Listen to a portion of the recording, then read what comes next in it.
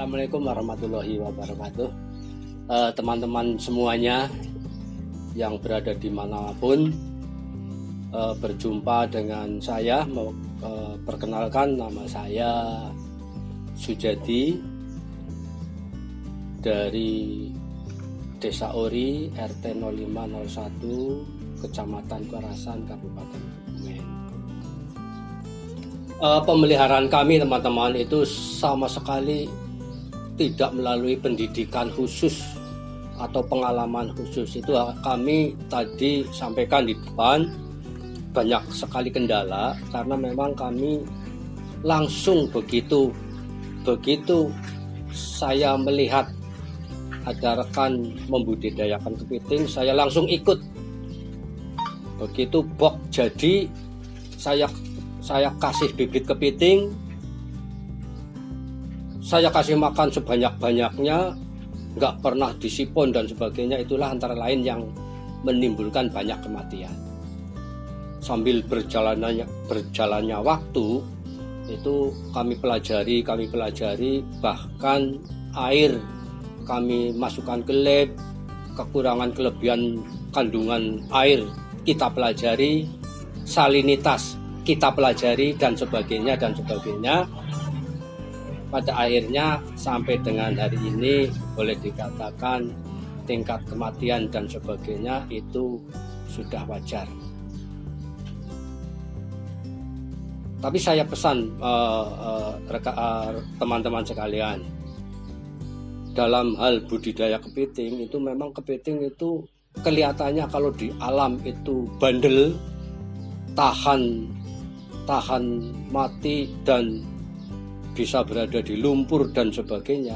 Tetapi ketika kita pelihara, ternyata harus betul-betul semuanya higienis, semuanya bersih. Ternyata kepiting itu riskan sekali. Airnya jelek sedikit, mudah stres dan meninggal. Sehingga memang betul-betul diperlukan kecermatan, ketelitian, dan ketekunan. Dan yang paling utama, sangat utama itu di pengolahan air, rekan-rekan. Di pengolahan air itu betul-betul harus diperhatikan. Saya melihat dan mendengar itu banyak sekali rekan-rekan pemula, teman-teman pemula itu rata-rata gagal, istilahnya gagal ya, karena selalu banyak kematian katanya. Ternyata setelah kami amati dan kami pelajari memang betul. Jadi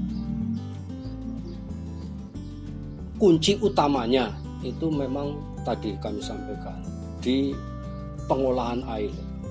Filtrasinya harus betul-betul bagus, dan volume air yang diolah itu harus betul-betul mencukupi.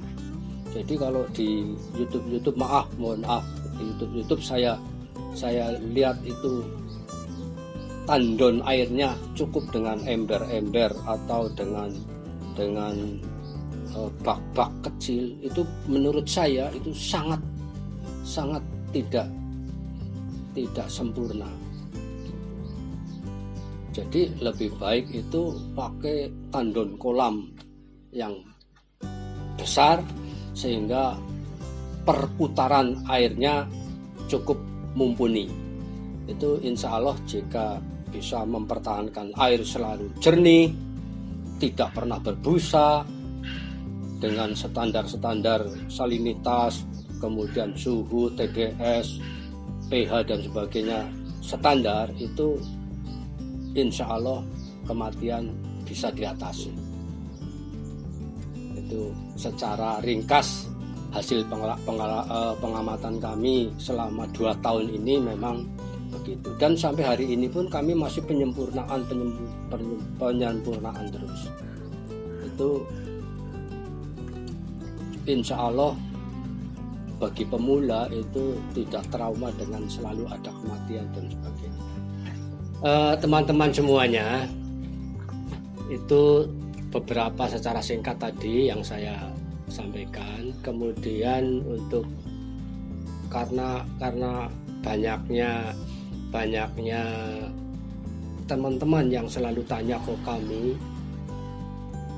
karena beberapa waktu yang lalu kami dari KKP Kementerian Pusat itu pernah ditunjuk untuk mengadakan diklat nasional tentang kepiting yang pesertanya itu waktu itu hampir 1.000 orang dari 34 provinsi yang mengikuti. Nah, dari sana banyak sekali pertanyaan-pertanyaan.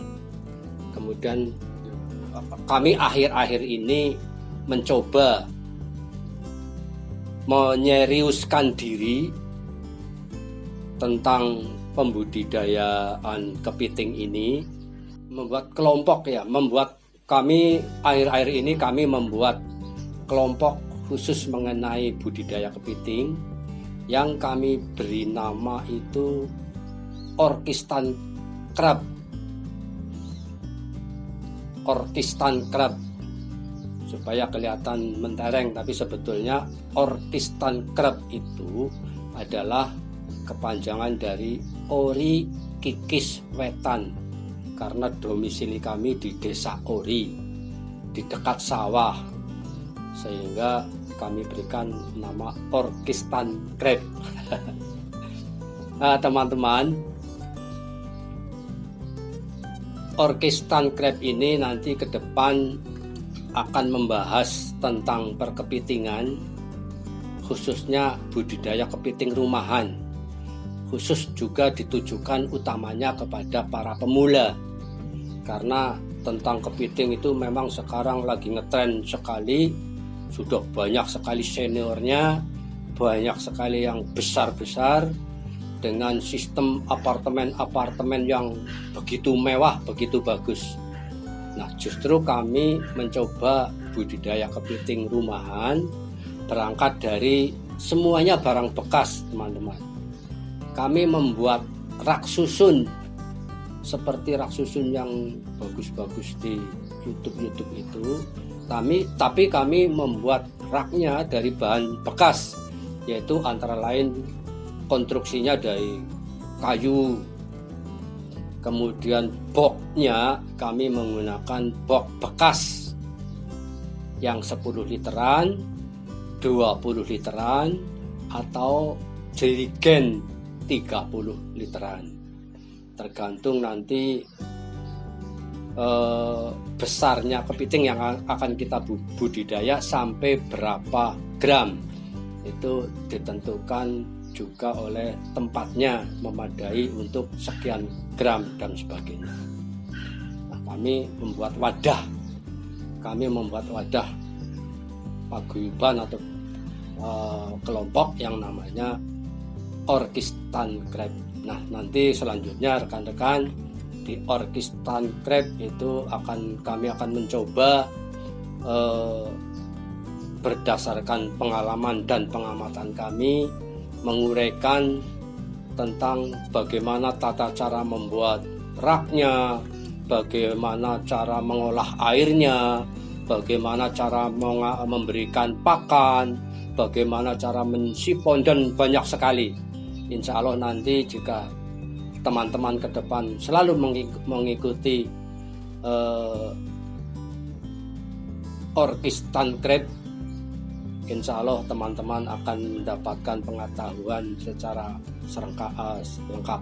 Tentu saja kami akan sharing-sharing dengan panjenengan semuanya, dengan rekan-rekan semuanya yang jauh lebih pengalaman dengan kami. Kami nanti akan tukar pengalaman dan seterusnya. Kami sangat berharap khususnya untuk para pemula, monggo berani mencoba. Jangan takut dengan satu kegagalan. Kan ada pepatah, teman-teman, kegagalan adalah langkah awal dari keberhasilan.